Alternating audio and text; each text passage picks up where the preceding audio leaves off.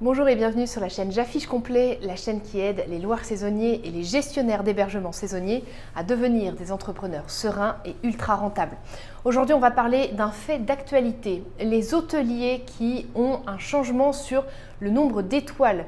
C'est très intéressant pour nous en tant que loueurs saisonniers d'être au fait de ce genre de nouvelles puisque ça va évidemment impacter le monde du tourisme et on évolue, vous le savez, dans le monde du tourisme. C'est aussi intéressant parce que ça nous permet d'avoir une vision nouvelle sur ce que pourraient être les attentes des voyageurs de demain. Évidemment, ce genre d'entités d'évaluation de la qualité hôtelière sont très au fait de tout ce qui se passe, des tendances futures sur le voyage et par ce qu'ils mettent en critères, on peut aussi avoir une idée nouvelle, un regard neuf sur ce que pourra être l'attente du voyageur demain. Et évidemment, si on connaît les attentes des voyageurs, on peut s'adapter en conséquence. C'est pour ça que c'est important. Si vous aimez mon travail sur cette chaîne et si vous aimez ces vidéos quotidiennes, soutenez mon travail en mettant un pouce bleu. Ça va vraiment m'aider. L'algorithme aime beaucoup ça. Ça va me permettre de développer la chaîne et de pouvoir continuer à faire une vidéo par jour. Alors, j'ai noté quelques points qui sont importants sur le changement des critères d'attribution. Alors, quand est-ce que ça s'est passé, ce changement des critères d'attribution des étoiles? Ça s'est passé début avril 2022, si jamais vous regardez cette vidéo dans 4 ans. Début avril 2022, changement d'attribution du critère des étoiles. Alors, comment ça se passe les étoiles? En fait, si jamais vous ne savez pas, l'hôtel, en fait, Apply, alors j'ai le mot anglais qui sort là, Apply, attendez, je fais une Jean-Claude Van Damme, postule à, alors il me semble qu'il postule à un certain nombre d'étoiles selon ce qu'il pense être en capacité de pouvoir demander. Et après, donc il me semble aussi qu'il y a des délégations qui viennent vérifier sur place pour pouvoir attribuer ou non le nombre d'étoiles. Donc, les critères qui ont changé, il y a un point qui est très intéressant, c'est qu'en hôtellerie, le Wi-Fi devient maintenant un critère obligatoire, quel que soit le nombre d'étoiles que vous ayez.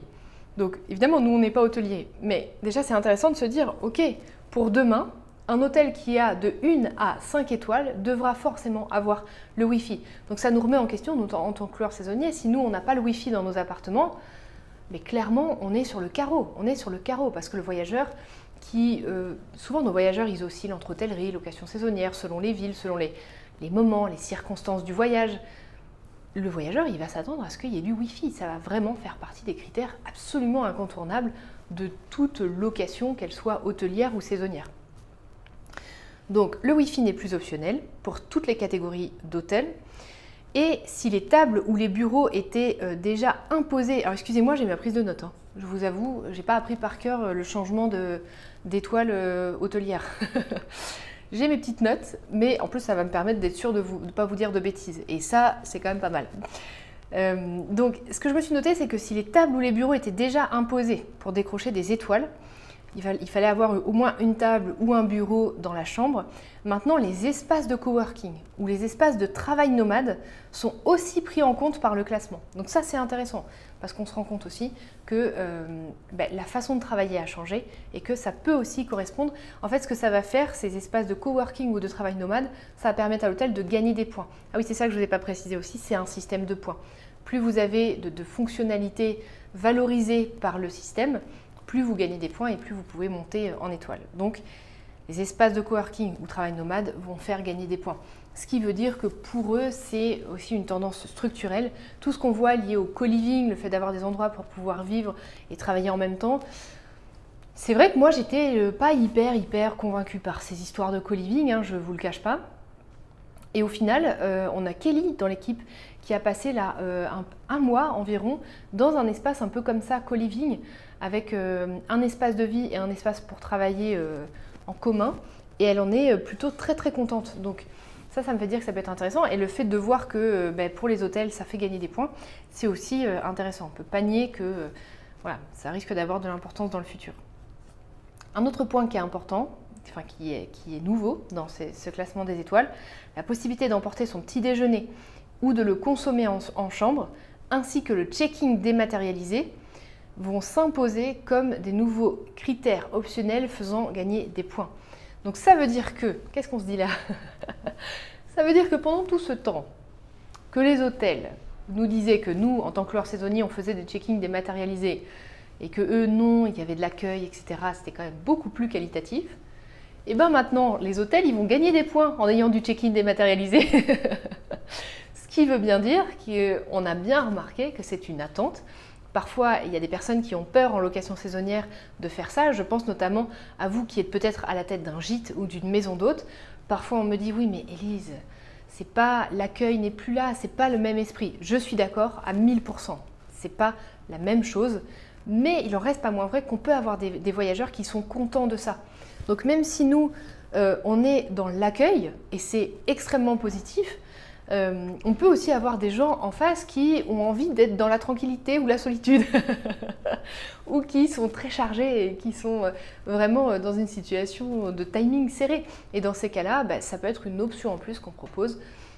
Et moi, j'ai envie de me dire, en tant que gîte, je préfère n'accueillir que les gens hyper contents de les accueillir, qu'on les accueille, plutôt que d'accueillir aussi ceux qui sont un peu chonchons parce qu'ils n'ont pas le temps, parce que sont des ours, team ours. Je ne sais pas si vous avez vu la vidéo où je dis que je suis dans la team ours, mais voilà. Donc ça, c'est le deuxième point. Le troisième point, c'est l'aspect de développement durable. L'aspect de développement durable, il va aussi changer un petit peu. Toutes catégories confondues, les hôteliers vont être obligés de proposer à leurs clients au moins 3 produits d'agriculture régionale ou circuit court et au moins 3 bio ou issus du commerce équitable. Donc ça veut dire au moins 3 produits locaux et au moins 3 produits bio ou commerce équitable. Ça c'est très différenciant. Alors aujourd'hui, pour vous, ça va dépendre, l'impact, il va dépendre seulement du fait de proposer ou non de la nourriture. Si aujourd'hui vous avez une maison et vous en proposez pas du tout, c'est pas impactant. Si vous êtes une maison d'hôte ou un gîte, ça peut avoir plus d'impact sur votre activité et ça peut être intéressant de se mettre d'ores et déjà à la page, déjà pour notre planète et aussi parce que on voit bien que ça va être aussi des attentes pour les voyageurs de demain. Donc ce qu'il faut savoir quand même, c'est qu'on a quand même 87% des hôteliers en France qui sont classés.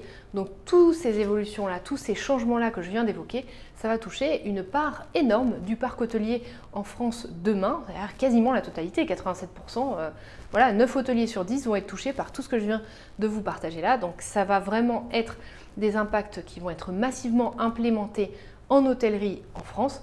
Et ce qui veut dire que le voyageur, comme je vous le disais, va s'attendre à tous ces standards-là. Et pour nous, c'est bien d'avoir un coup d'avance pour pouvoir mettre en place, si nécessaire et si pertinent, un certain nombre de choses dans notre activité pour rester toujours au fait et à la page des attentes des voyageurs. Voilà, j'espère que ça vous aura plu, cet article un peu plus orienté actualité, enfin cet article non, cette vidéo basée sur un article que j'ai lu orienté un peu plus actualité. Si vous le souhaitez, vous pouvez rejoindre notre groupe Facebook qui s'appelle Location saisonnière, prix et maximisation du chiffre d'affaires. C'est un groupe dans lequel vous allez retrouver que des loueurs saisonniers comme vous qui ont à cœur de prendre soin de leur rentabilité et de maximiser leur chiffre d'affaires. On a pas mal d'échanges sur tous ces sujets-là, donc n'hésitez pas à nous rejoindre. Le lien est en commentaire et puis vous pouvez aussi télécharger le bonus des 6 erreurs à ne pas faire quand vous déterminez vos prix de vente. Voilà, je vous souhaite une très bonne journée, prenez soin de vous et je vous dis à demain pour la prochaine vidéo.